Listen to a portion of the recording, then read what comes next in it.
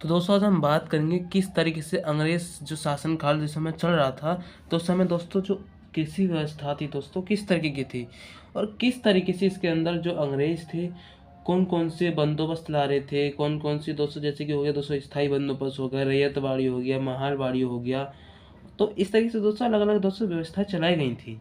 तो अंग्रेजों ने दोस्तों कृषि के माध्यम से इन चीज़ों को जो कृषि थी दोस्तों ज़्यादा कर लगाए, लोगों को किसानों को पूरा दोस्तों बद से बदतर बना दिया और पूरा उपनिवेश दोस्तों अपना कंट्रोल कर लिया दोस्तों पूरा भारत के ऊपर। तो दोस्तों किस तरीके से कृषि के ऊपर दोस्तों किसानों को दोस्तों अत्याचार हुआ, ये हम दोस्तों हम समझने वाले हैं। तो दोस्तों इसको समझते हैं। दोस्तों सबसे पहले आता है दोस्तों 1793 में दोस्तों, वो था दोस्तों स्थायी बंदोबस्त। तो दोस्तों सबसे पहला दोस्तों कौन सा था दोस्तों, स्थायी बंदोबस्त था। तो स्थायी जो बंदोबस्त था दोस्तों इसके बारे में समझते हैं हम, फिर धीरे धीरे दोस्तों इसको समझ देंगे दोस्तों इसके बाद। तो जो स्थायी बंदोबस्त था तो इसके अंदर क्या था ना दोस्तों, जैसे ही स्थायी बंदोबस्त आया 1793 में, कौन आया था दोस्तों, लॉर्ड कॉर्नवालिस था इस समय दोस्तों। तो इस समय दोस्तों इसके अंदर क्या होता है ना दोस्तों, जो भारत का दोस्तों कुछ क्षेत्र दोस्तों था 19% जो भारत का जो कुल हिस्सा था दोस्तों 19%, वो दोस्तों कृषि के लिए दोस्तों उसके अंदर दोस्तों क्षेत्र रखा गया था लगभग दोस्तों 19%। जैसे कि 100 पूरा भारत का दोस्तों हिस्सा 100% मान लिया 100% दोस्तों भारत है, तो उसके ना दोस्तों जो 19% है दोस्तों वहाँ पे खेती दोस्तों मान लो दोस्तों 20%, ठीक है 20% इसके अंदर, तो 19 आप लेके चलना है।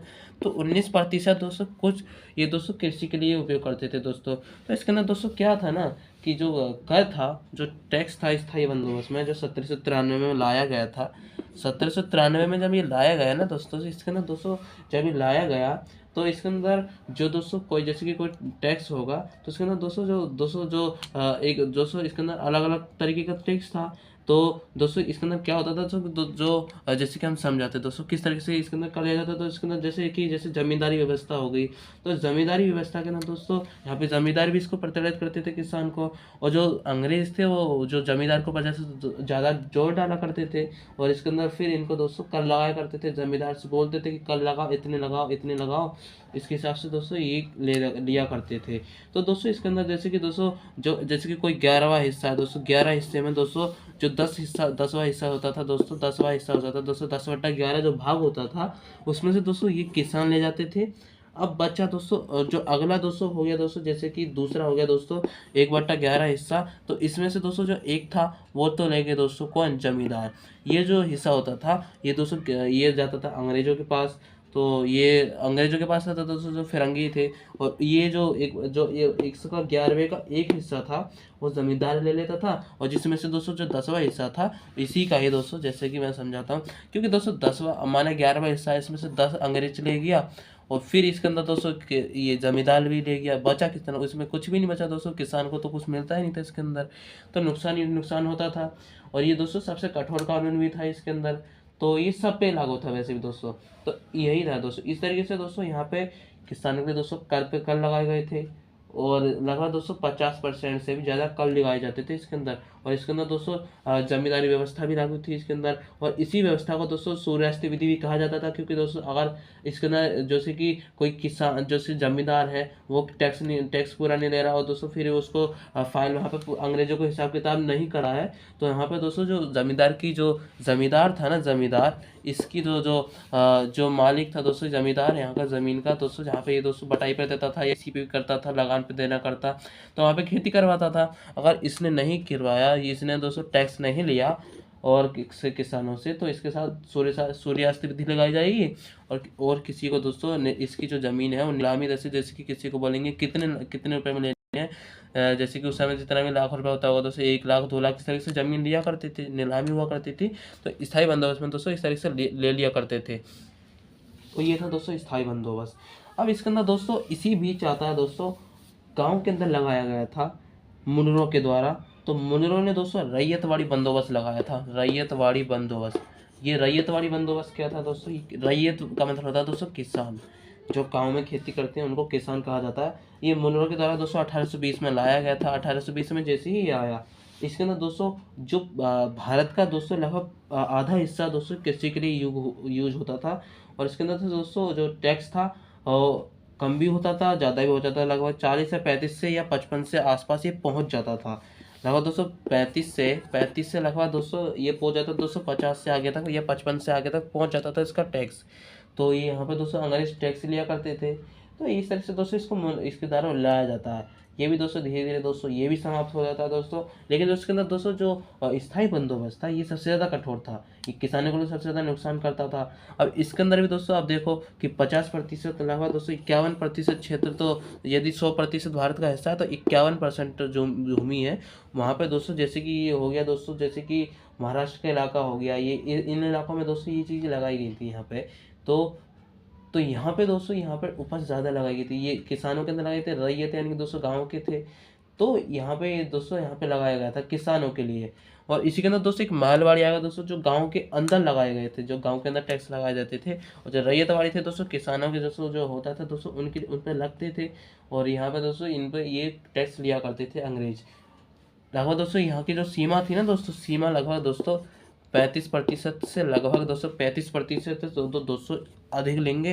और 55% के आसपास होना चाहिए। यदि इससे कम होगा दोस्तों तो ये माना नहीं जाएगा दोस्तों। और इस पर दोस्तों फिर इस पर भी प्रताड़ना होगी जो किसान लोग होंगे। तो यहाँ पे किसानों के साथ दोस्तों ये कानून लगाया गया था। अब इसी बीच आता है दोस्तों एक और दोस्तों इसके बाद ही दोस्तों, जब दोस्तों 1793 के बाद और 1820 के बाद एक कानून बनता है दोस्तों महालवाड़ी दोस्तों, ये भी सबसे इम्पोर्टेंट था। महालवाड़ी लाया गया था दोस्तों गांव के लोगों के लिए। महालवाड़ी था दोस्तों गांव के लोगों के लिए। तो 1863 में 1883 में ये आता है। 1883 में दोस्तों बेंटिंग इसको लाता है दोस्तों, विलियम बेंट जो इसको लाता है दोस्तों, लॉर्ड विलियम बेंटिंग लाता है इसके अंदर। तो इसके अंदर दोस्तों गांव के अंदर लगाया जाता है दोस्तों। और इसके अंदर दोस्तों फिर क्या हुआ दोस्तों, जैसे ही लगाया गया इसके अंदर दोस्तों क्षेत्र था दोस्तों 30% था और टैक्स इस पर ज़्यादा था। अब इसमें भी किसानों को दोस्तों और मतलब घाटा होने लगा। तभी तो धीरे धीरे दोस्तों इसी के अंदर दोस्तों जब आपको पता होगा दोस्तों 1857 की क्रांति हो चुकी थी दोस्तों, तो अंग्रेजों ने जानबूझ के दोस्तों देश को गुलाम बनाने के लिए और पे और कर लगाते गए दोस्तों। और ये लड़ाई भी दोस्तों इसलिए होगी थी, किसानों पे ज़्यादा अत्याचार हो रहा था। तो इसी बीच दोस्तों जो 30% हिस्सा था जमीन भूमि का, वहाँ पे खेती होगी और 60% से भी ज़्यादा टैक्स लिया जाएगा। अब जो कम देगा उसका तो दोस्तों ज़मीन उसको मिलेगी नहीं वापस। ज़मींदार पे भी दोस्तों सूर्यास्त विधि लग चुकी थी। तो ये कानून था। तो सूर्यास्त जो कानून था ये तो हट चुका था, तो इस पे तो लागू था नहीं दोस्तों। फिर जैसे दोस्तों जब आता है दोस्तों ब्रिटेन से मैसेज, तो दोस्तों हटा दिया जाता है जब इसका जो सूर्यास्त कानून था। अब इसके अंदर दोस्तों महालवाड़ी था ना, तो इसके अंदर टैक्स जो भूमि का क्षेत्र था वो 30% था, जो एरिया आता था वो 30% का आता था, और जो 60% टैक्स लगता था। तो देखो दोस्तों टैक्स तो अधिक हो गया 40% दोस्तों। अब 40% बचा दोस्तों, 40% किसान को थोड़ी ना जाएगा, और भी घूस लूस करेंगे इसके अंदर लोग। तो इसके अंदर से भी दोस्तों काटा पीटी बहुत सारी हो जाएगी, तो किसानों को तो लाभ ही नहीं होगा। तो ये दोस्तों इस तरीके से चलती थी। तो एक तो मैंने बताया दोस्तों किस तरीके से दोस्तों ज़मीनें नीलाम की जाती थी इनकी। तो ये दोस्तों कानून लाया गया था। इसी बीच दोस्तों एक बंगाल में आता है दोस्तों, बंगाल के अंदर दोस्तों इज़ादारी व्यवस्था थी। इज़ादारी व्यवस्था में दोस्तों ये भी दोस्तों ये दोस्तों सबसे ज़्यादा आसानी, ये तो दोस्तों आपको पता भी होगा दोस्तों किस तरीके से दोस्तों ये होता है दोस्तों। और आज भी दोस्तों ज़्यादातर बड़े लोगों में दोस्तों देखा भी जाता है कि किस तरीके से दोस्तों बोली लगाना है कि इतनी की ज़मीन है, इतने पे जिसको लेना है लो लो। और ये कॉन्ट्रैक्ट किसी को देना हो, जैसे कि किसी चीज़ को उखड़वाने के लिए या फिर दोस्तों कुछ भी पुल बनाने के लिए दोस्तों जैसे कि आप देते हैं ना, तो इसी तरह से दोस्तों बंगाल में लगाई गई थी। किसकी दोस्तों, भूमि की। तो भूमि की लगाई गई थी दोस्तों कि जैसे किसानों की भूमि को दोस्तों किस तरीके से बेचा जाया करता था। तो ये उपनिवेशिक काल में दोस्तों यहाँ पे ये चीज़ें लगाई गई थी। इसको दोस्तों वीडियो को दोबारा देखना दोस्तों, एक बार मैं दोबारा भी दोस्तों रिवीजन कर रहा था दोस्तों, और इसे भूलना नहीं दोस्तों। दोबारा से हम समझते हैं दोस्तों, एक ही उसका नाम निकल के दोस्तों हम आराम से समझ लेते हैं। पहला था दोस्तों स्थायी बंदोबस्त।